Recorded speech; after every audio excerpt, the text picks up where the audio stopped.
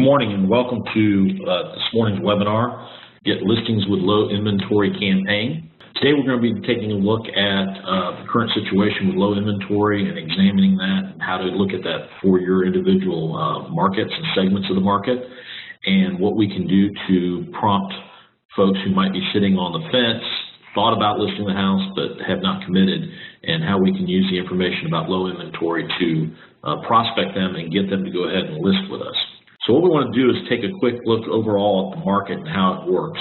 We know that the real estate market is constantly in flow. It's an ever-flowing river, never static, always dynamic, ebbing and flowing, moving up and down with appreciation and depreciation. So it's never going to stop moving. We just got to figure out where we are at particular points in the market over the time continuum. So, for example, here we look at, this is a simple chart that I encourage you to utilize when you're out on listing appointments explaining to buyers and sellers how the market works. But basically, it's a supply and demand. That's all it is. So we talk about our inventory of homes as our supply, and the buyers are the demand, and then obviously the price moves as inventory and buyer demand moves. So in an appreciating market, what we're dealing with is a supply or inventory that is falling, getting tighter, and buyer demand that may be rising, getting stronger, and as a result, we will see a corresponding increase in the overall value in the market through prices on homes, and therefore we have an appreciating market.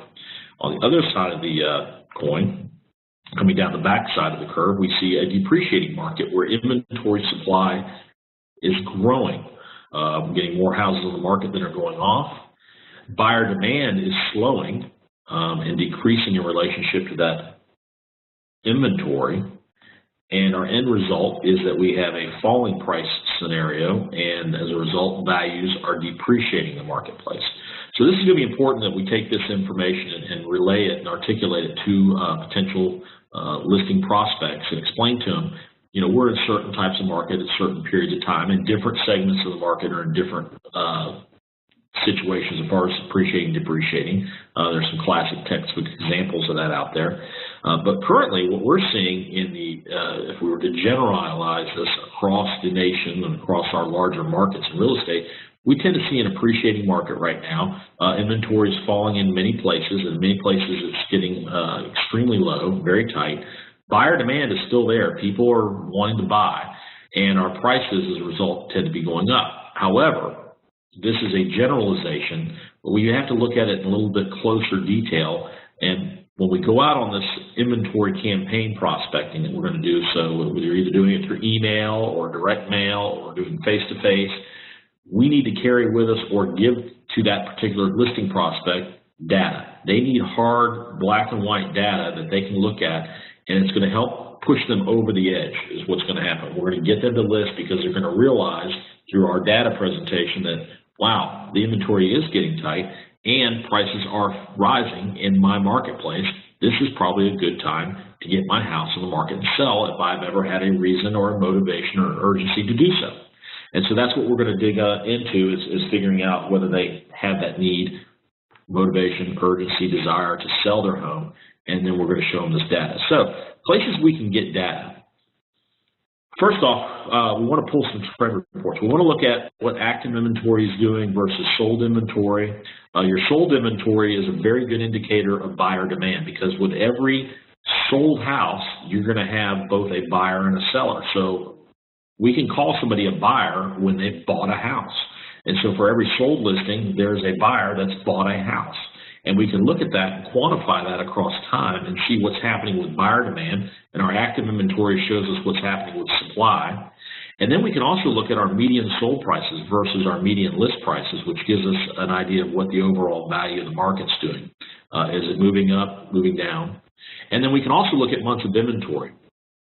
We can do that ratio of taking how many houses are sold in a particular marketplace versus how many houses in that marketplace as a ratio, and come up with a percentage, not a percentage, but a months of inventory, and figure out that, oh, you know, we have so many months of inventory in the marketplace, it's more of a seller's market, it's more of a buyer's market. Remember, months of inventory, statistically for national economists, they're looking at 6 months of inventory as a stable normalized real estate market. When you get below 6 months of inventory, you're going to be looking more at a seller's market or seller's leanings and tendencies. I never really believe that there's a full-blown seller's market where they're 100% in control, but they have some positive control, just not 100% when we get below 6 months of inventory.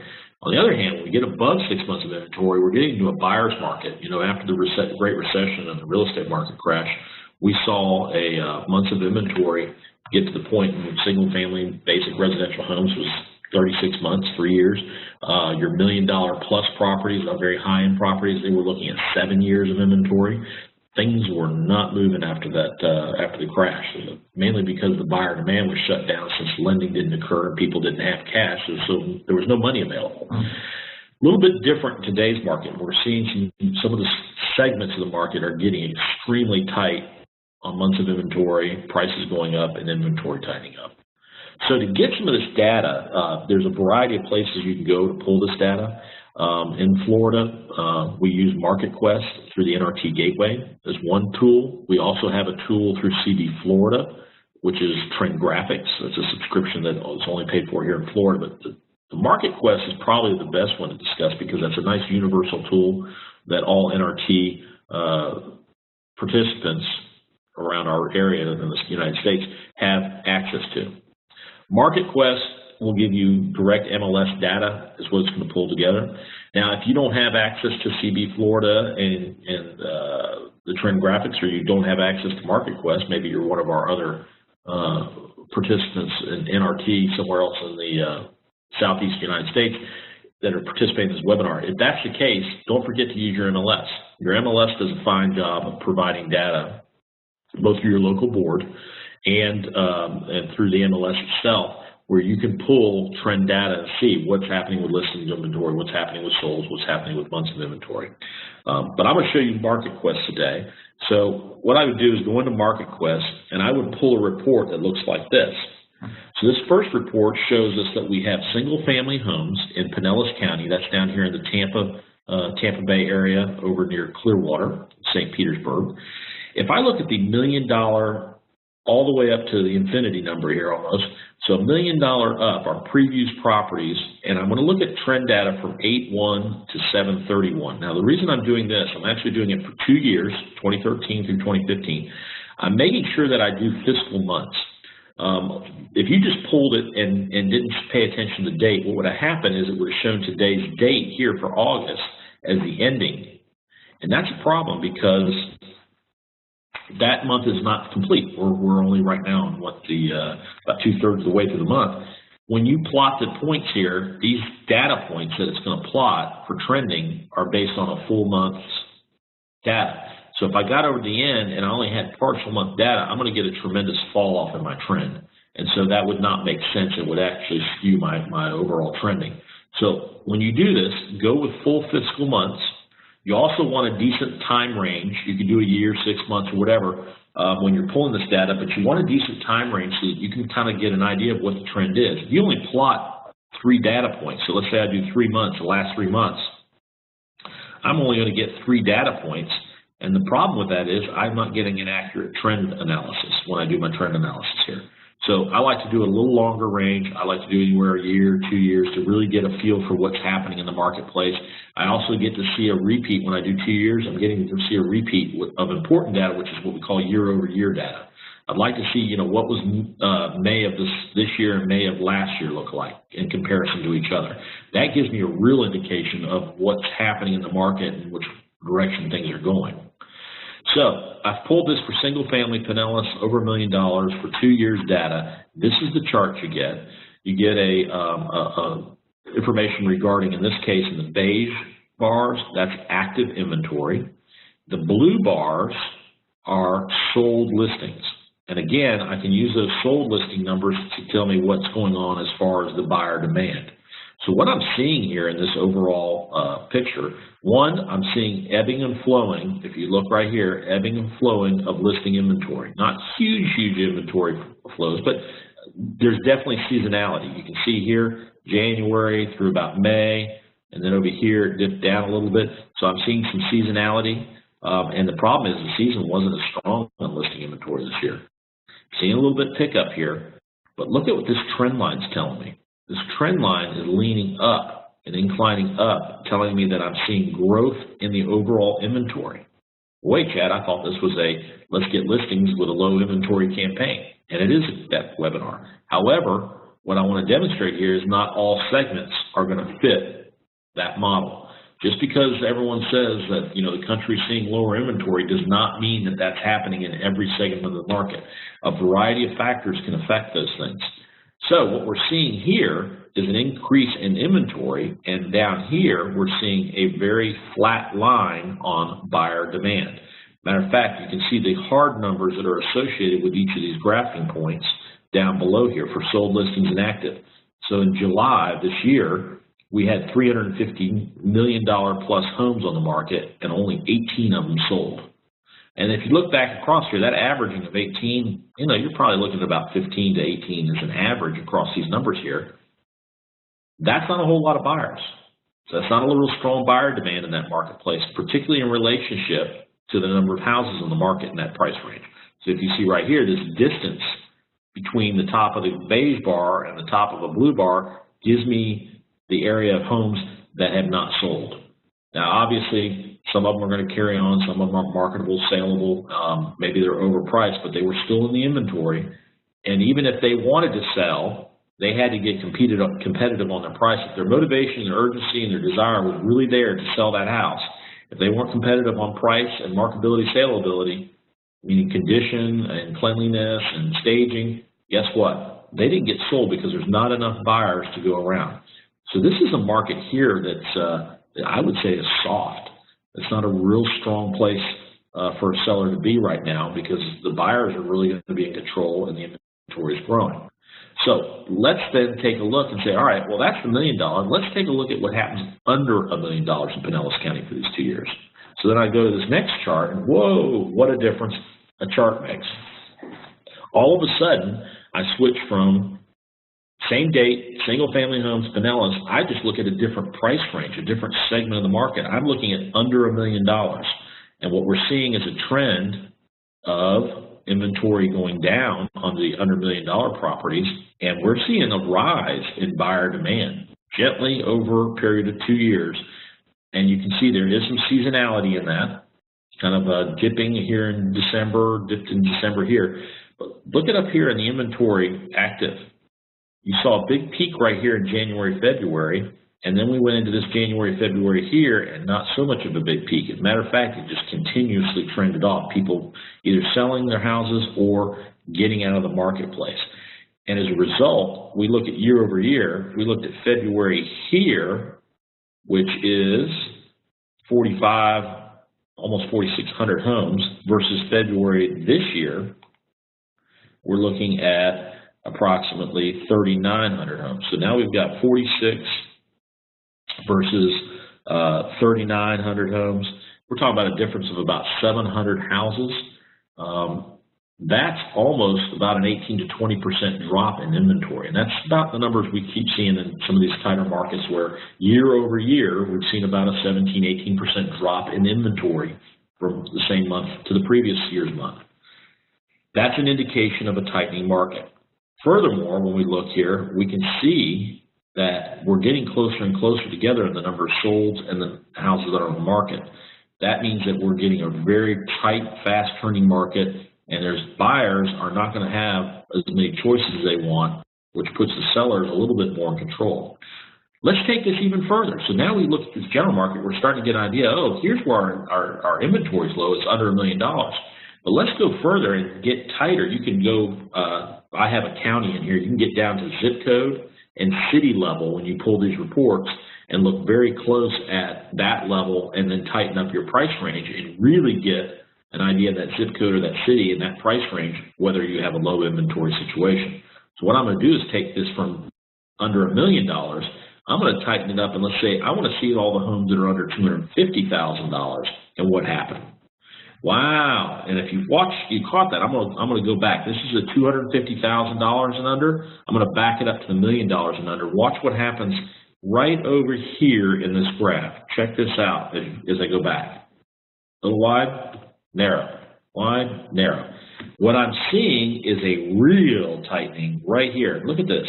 Peaked, fell off, peaked, fell off. And if I do a year over year on this, I look at March versus March in 2014. March in 2014 had 2,900 homes on the market. March in 2015 had 23. So again, it's a big drop year over year. And I'm seeing the sold listings slowly continue to rise. So I'm still seeing a strong buyer demand. Look at how narrow this is getting. The sellers are going to get more and more control of this marketplace. This is our opportunity with low inventory campaigning. This is the sweet spot. This is where I want to go in and find those $250,000 and under homeowners and explain to them the market is hot for your property. Your property can sell at a higher price than what you were probably expecting a few years ago, and it will probably sell quicker. Are you thinking about, or have you been thinking about selling your home? That's the goal. I'm going to go chase after these folks. All right, so let's take a look at what happens in the same price range, same single-family homes, Pinellas under $250,000. Let's take a look at the pricing in this market. Oh, so 2 years, we've seen the sold median, which is your blue bar, and the list median, which is your beige bar, increasing, which makes sense when we look at our supply, demand, and price.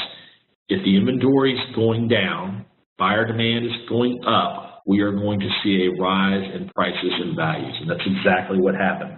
So the previous slide, this one, in conjunction with this one, would be two pieces of data that I'm going to take out to those neighborhoods of the $250,000 under, and I'm going to present that to them. And I'm going to say, if you're thinking or had been thinking about selling your home, today's the day. This is it. This is when you want to jump into the market and get them listed.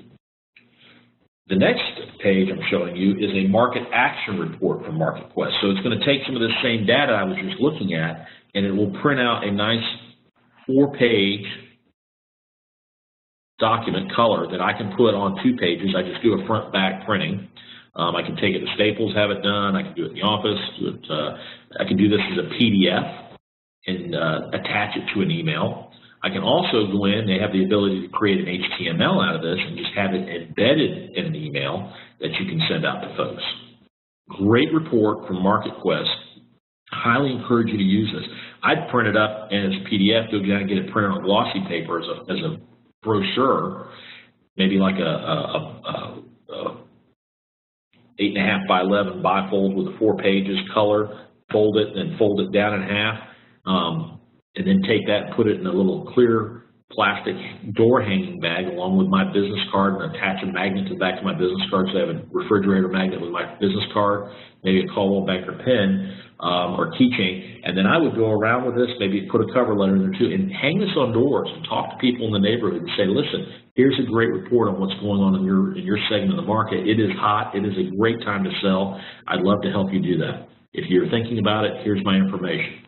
And so I'm prospecting for that listing appointment, and I would use this for that low inventory area to demonstrate to them in data format why it's a good time to list. This is a closer shot of that action report on the top of the page. You'll see when you print them, they're actually branded to you. My picture is clear on the action report. This is a PDF that I grabbed a screenshot of, but it's nicely branded to you with your information.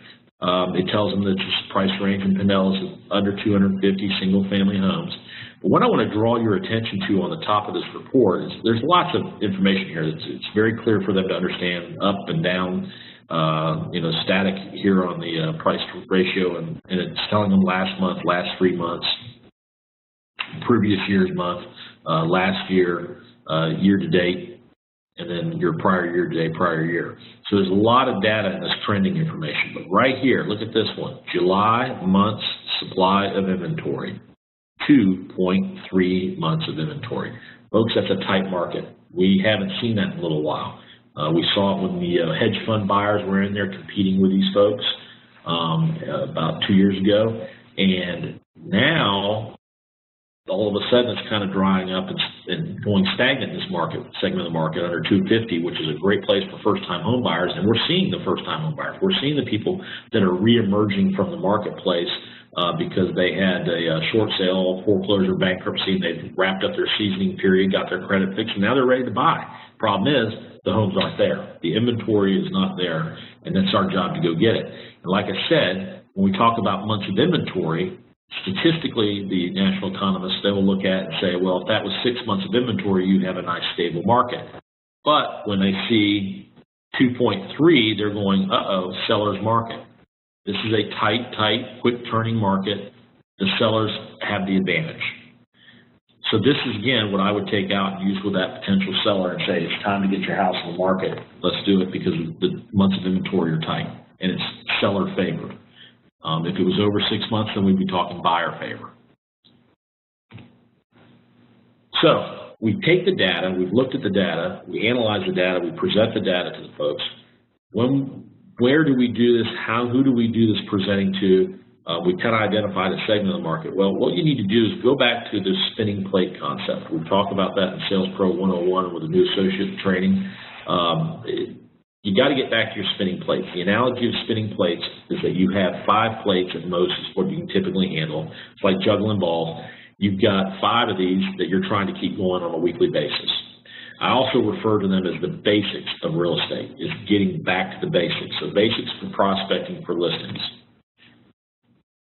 Who should I prospect in the low inventory campaign? So my first spinning plate, my sphere of influence. You need to get out there and talk to the sphere of influence. Let them know you're looking to solve a low inventory situation in a particular segment of the market, and you would appreciate referrals for anyone in that segment of the market who may be considering to sell. Whether it's them or whether it's a friend or a family member, you're asking them to be eyes and ears of anyone that's in that segment of the market that has indicated the possibility of selling so that you can reach out to them. Use your social media programs to reach out to the SOI as well as direct phone calls to them. If you have emails, put them on an email campaign. I'm going to show you a couple things at the end where you have both email tools that you can use in InTouch and also how to use social media and do some listing prospecting directly on your social media. So we'll take a look at that towards the end of the program here. Who else? How about your farm area? Everybody should have a farm area. I'm very convinced that the farm area is the backbone of your business in real estate. We know that listings are key to being successful in the real estate business, and getting listings and maintaining an ongoing pipeline or a funnel of properties is best done through farm area. The farm area could be one that you already have. You look at it, you analyze it through the data on MarketQuest and find that in that general zip code or city area that your farm area falls into, you find that there's a low inventory situation there. What an opportunity. Get out in your farm area and tell them it's a low inventory situation. This is the time to sell if you were thinking about selling. Maybe I've been working with that farm area 6 months, a year. They're ripe for the picking. I just need to get in and communicate to them how urgent it is that they go ahead and think about selling now, because guess what? If the inventory is down now, it's not going to stay down forever. It's going to come back up. And the buyer demand is going to fall off. When will buyer demand fall off? Well, you suddenly get interest rates rising. You're going to get a little bump in buyer demand, but then it's going to fall off because they will all make their jump and get back into it, and then they're going to get a little scared away because of a little higher interest rates. And they're predicting potential higher interest rates by the end of the year.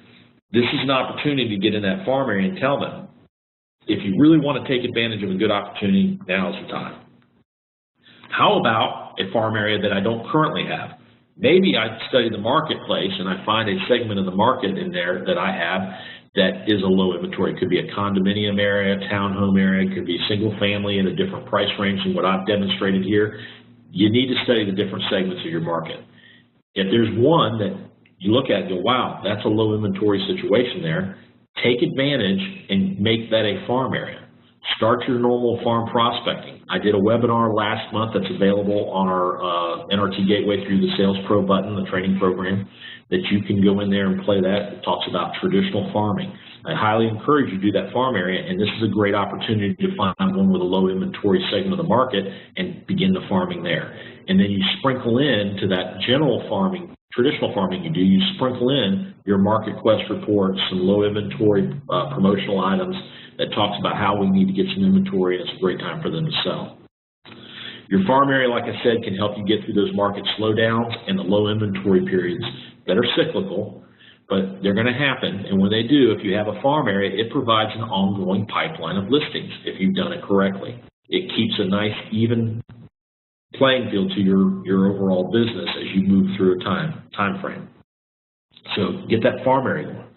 How about FSBOs, for sale by owner? Great opportunity to approach these sellers. They're obviously wanting to sell and are part of our inventory in the market. They're just not in the MLS. The only difficulty I think I might see you having with FSBOs is if you do approach them on this topic and say we're having low inventory in your particular price range, we're interested in getting some more houses in the MLS and inventory, they may balk at that a little bit, because what they're probably going to say is, listen, I'm trying on my own. I think I can do it on my own. I got the ego to make it happen, or I think I can have the ego and the intelligence and the skills to make it happen. I don't need a realtor.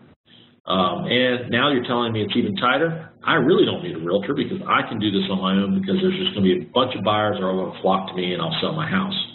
And you may not be able to convince it. So what I find is that in a low inventory situation, FSBOs might get they might dig their heels in a little bit more against listing. However, what you need to do is flip it on them and get in touch with them, preview the house, tell them that they are part of the inventory in the marketplace. Even though they're not listed with a realtor, they're still part of the active inventory that's available in the marketplace, and you have the resources to find buyers. And as a matter of fact, maybe you have a buyer, or maybe you think you're going to get a buyer, and let them know that. Listen, there's lots of buyers. They're approaching realtors before they approach FSBOs.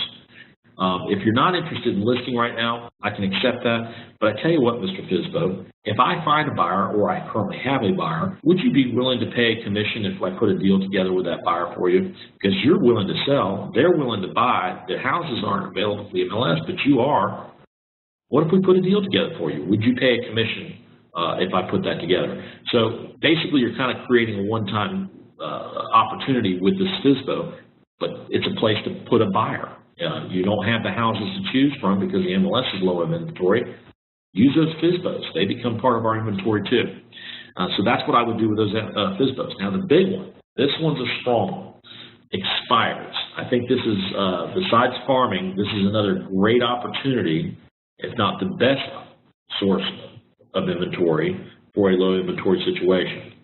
Why? These people have been in the market for a while, and they tried once, maybe 4 years ago, maybe 5 years ago, and they never were able to sell the house. Why? Because they wanted too much, because they were underwater, or they just were misinformed and thought, oh, the market's come back up so much I can ask whatever I want.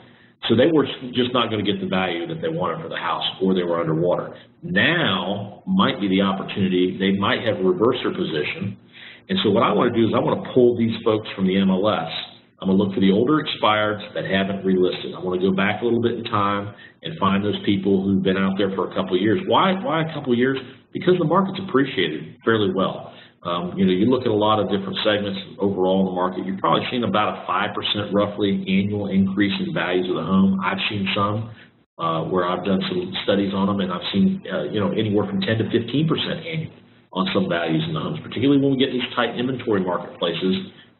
You'll see that 10% annual that's been pretty much sustained for about 2 or 3 years now. Well, all of a sudden, that helps these folks that were underwater not be underwater anymore, and the folks who weren't underwater at the time that they had it listed a few years ago are now seeing appreciation going, oh, now I've got more equity in my house, and this is kind of a peak that the realtor's telling me about because it's, low inventory, high buyer demand.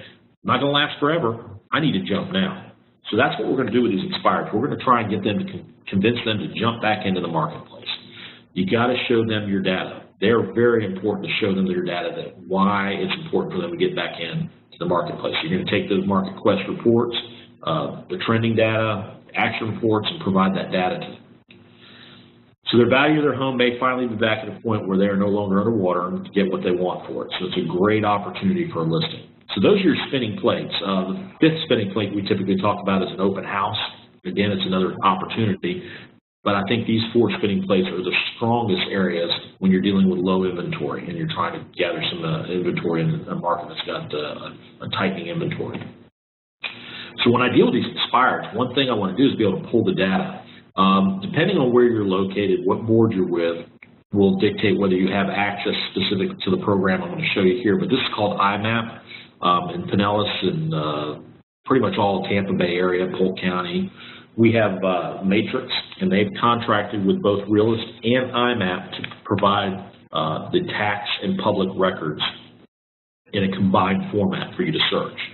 If you don't have access to those, I'm very confident that your local board has some tool, whether it's in the MLS program itself or another program that's accessible outside of that, excuse me, that will allow you to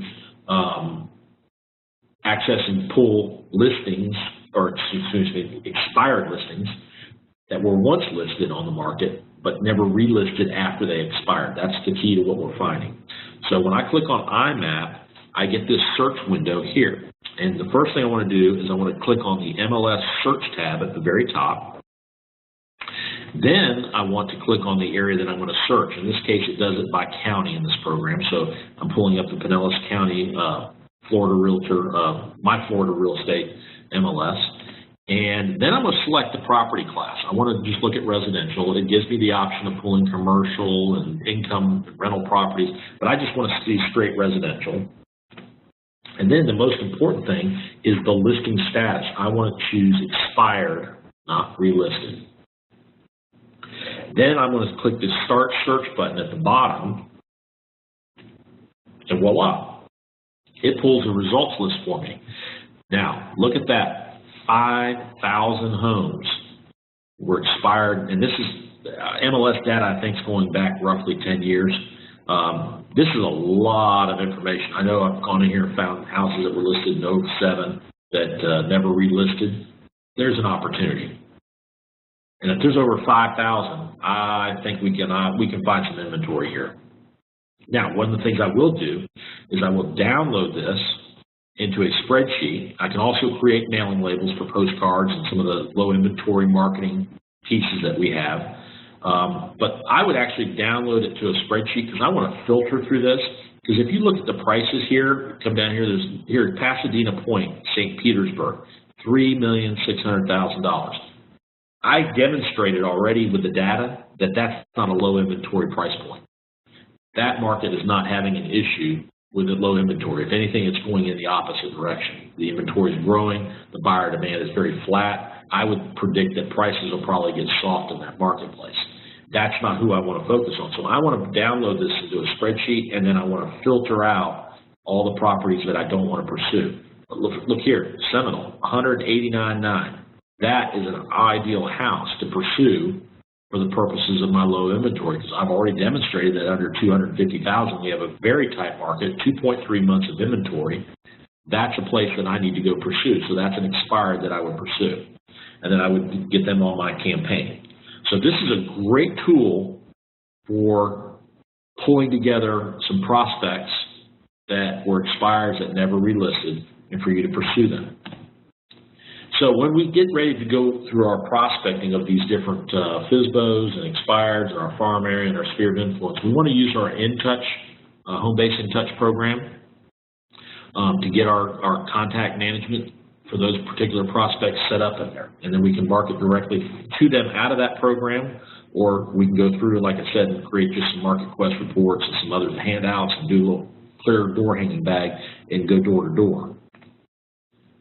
When you're in InTouch, though, if you go to your marketing tab inside InTouch and you go to the design library on that marketing tab, you're going to get this screen here. This screen is your design library. I like to go here because it lets me pull both print and email. So I go through and make sure I have everything checked over here. And then in the keywords, I put in low inventory. So if you do that, check everything here, put low inventory in, and then hit enter, it will actually pull up a search results of low inventory marketing pieces. So this is going to become part of your low inventory campaign in conjunction with your data sheets that you're creating out of MarketQuest. You're going to come in here, and you have a choice of both printable and email. So if we look right here, we can see that we have a low inventory, flyers, goldfish stuck in a small bowl saying inventory is getting tight. And then over here we have the same piece, but it's done as an email piece. So this I can print and have them print and send me, stacks of them that I can distribute from Shutterfly through InTouch. Or I could get a PDF of it, take it down and print it at the local printer, or print it at the office, or attach it as an email, or attach it in an email. Over here with this email piece one, this is a direct HTML piece that goes out if you have an email for the contacts. So all the ones that you have emails for, I'd send out a request for, hey, we got low inventory, we're looking for property. All these are branded to you. The nice thing about the email version here, the email version will let you, if you're pro, I will qualify that, if you're pro, it will let you actually, when you go to compose the email, select a little checkbox that says, I want to publish it to social media. And then you can take this and publish it directly to your social media, Facebook, Twitter, Pinterest, wherever, about how we need inventory. So again, you can see, we're getting squeezed here, we're a bunch of olives packed in the jar, opportunities knocking. So there's some nice things. Stand apart from the crowd with these fish that look different. These are nice pieces. There's, at least 4 different, maybe 5 different designs here that I can send out over a period of, several weeks or several months, and then intersperse that with some data reports and some door knocking. You're going to turn some folks into listings, guaranteed, if you do a consistent, ongoing pursuit through prospecting with using these pieces. So use the contact management system to set all these folks up and get these marketing pieces out to them. Now, what I want to show you, I'm going to get out of this PowerPoint here. I'm going to show you a neat trick that I want to encourage you all to do to start sparking interest in possibly finding out values of their homes, particularly in these low inventory marketplaces. So what you can do is pull up your personal CB InTouch website. If you're a basic user, that's going to be your first name, last name, .cbintouch.com. If you went pro, then you have a personal URL that you created. I created GreaterTampaBayHomesForSale.com. And so when I go here, there's a sell tab. And this is a neat little trick. Click on that sell tab. What's going to happen is this is going to pull up this screen here. Now, if a customer comes to this screen, what it's going to do is ask them to put the property information in here, and then they got to put their contact information, their first name, their last name, email, and their home phone. And then they click Get Homes Value. What that's going to do is that's going to trigger an activity alert to you. Depending on your settings in your program, it's going to probably come as a text message, an email to your company corporate email, and then they will automatically be added as a new contact on your dashboard in HomeBase InTouch when they fill that information out and say Get Homes Value. Now, they may anticipate or believe by doing that they're going to get an immediate value back in a report on this screen, but that's not what's going to happen. What's going to happen is it's going to thank them and tell them that you're being contacted, notified, and you're going to get the message. And so you're going to reach out to them and say, I understand you're interested in finding out what your home's worth. So that's the process of what happens when someone utilizes this page and makes an inquiry to find out what value their home is. Now, I'm going to call them, and I'm going to say, obviously, you're interested in finding out what your home's worth, which tells me you're probably interested in selling your home. I'd love an opportunity to sit down with you and talk to you about the value of your home and tell you what Coldwell Banker can do and myself to get your home listed and sold. So my motive has always been, I'm going to take this and I'm going to use it as an opportunity. Yes, I will do a valuation for you, but it's not free. I need a listing appointment. That's what I'm asking for. In exchange for evaluating their house, I'm asking for a listing appointment. I will go out, do that listing appointment, give them a CMA. But my CMA is work product. So I will show it to them, but my policy was I did not leave the CMA behind. It went with me if they did not sign a listing agreement with me there. Because that's work product, that's not a free item. I'll let them know what the value is, but I'm not going to leave them a copy of it because I don't want it to be spread around or used elsewhere. It's got value, it's work product. So what I would do, and understand also when I say that this is not going to give them a value of their house, it's not going to operate like a Zestimate off Zillow. It's not going to operate like the AVM, RVM off the National Association of Realtors Property Resource website, or in Realist that has RVM, AVM. Those are all based on computer algorithms, and I'll be honest with you, I find them I think most people find Zillow's estimates a little bit distasteful because they're not accurate. It's all over the board. It's a hit and miss. Sometimes they work, sometimes they don't. There's really no substitute for a real estate agent to sit down, or an appraiser. But I'm going to act like an appraiser. I'm just not certifying it. I'm not giving a specific price. I'm just giving a range. But there's no substitute for you sitting down, going through the data in the MLS and the public records as far as a property appraiser, looking for arm's length transactions, and pulling the most comparable, geographically the most close, time-wise, the most recent, meaning within 90 days, comparables, making adjustments to them, and then finalizing a value for the house. That's the best way to come up with the actual value of the house. And that's going to take me. So it's not going to give it to them. I have to produce it, but I'm going to make the call to them first to see, hey, can I get a listing appointment out? Or maybe they're just kind of kicking tires. Who knows? But this is a great tool. So then the question becomes, well, all right, well, how do I get people to go to this website? Or how are people going to know to click on the Sell tab? So this is where we got to force people to this. We got to drive the traffic to our website. So what you're going to do is go up here under the www.GreaterTampaBayHomesForSale.com. You're going to highlight it and either right-click and copy or Control-C and copy that URL. Then what you're going to do is you're going to go to your website. I've got to get under a tab here, so just bear with me. I'm going to go to my Facebook page on this new tab, and I want to sign in. And I'm going to my business Facebook, and you can see here I've done some other posts for relocating and all. Right here is where I'm going to put this post. So what I'm going to do is click in here, and I'm going to go either Control-V, or I'm going to go right-click, paste, and immediately it creates a posting that looks like this. And then I'm going to back out and get rid of this because I don't want that to show that URL, because this is now hyperlinked. You can also upload a different image. This is just a standard image that popped up with mine that came off my sell page. So it searches your website and it'll pull in the picture off the website to go with it. I can even possibly, if I want, go through and change here and say we are currently experiencing moments of low inventory in this particular neighborhood, and we would like to have more opportunities. If you know anybody or you're thinking about selling yourself, let us know. And so that's what's going to happen with that. Now I can take the same URL, I can create hyperlinks in different spots on emails, I can put it on my signature line. I would actually put it on my signature line on all my emails so that it says, click here for to find out what your home's worth. Variety of places to do this. Put it on a Twitter account. But once you publish it, what it's going to look like is this. It's going to look like nice post, selling a home in Clearwater, call Woolec, will help you sell your home for best price possible, contact today. They click on that, posting, it takes them straight to your sell page. And this is where then they put their information in and become a contact, and then you reach out to them. So get this sell page URL, get it out there, and everything you have as far as communication and marketing stuff, make sure that all your print marketing, make sure that everything you do with low inventory, put it on your market quest action reports, that you have your URL, your address for your website on there, and specifically take this sell one and put it in different links.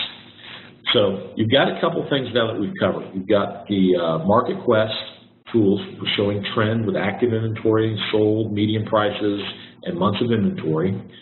We've shown you how to get a market action report for the specific segment of the market that you may want to pursue for low inventory campaign. Those are tools that you can send, take with you on appointments, and show them the data. Then we talked about how you can go through and do a variety of low inventory campaigning using those tools, plus some internal CB in Touch marketing pieces, the goldfish, the olives. Use those and sprinkle those in that you're looking for inventory, and then also get involved in your social media and post that sell tab off of the URL from your website. Post that in different places so that you can encourage people to inquire about what their home is worth. That gives you some listing opportunities, and you can target your low inventory area in those postings and saying, we're looking for homes under $250,000 in this particular segment of the market. Please contact us. This is a great time for you to sell because prices are going up and inventory is tight. And I would pursue both sphere of influence, for sale by owner, and expireds, and go back after old expireds that haven't relisted when you're doing these inventory pieces, these campaigns. So I hope that helps you. I hope that will get your inventory going up, and you'll be able to make some more money and go list. Thank you for attending today.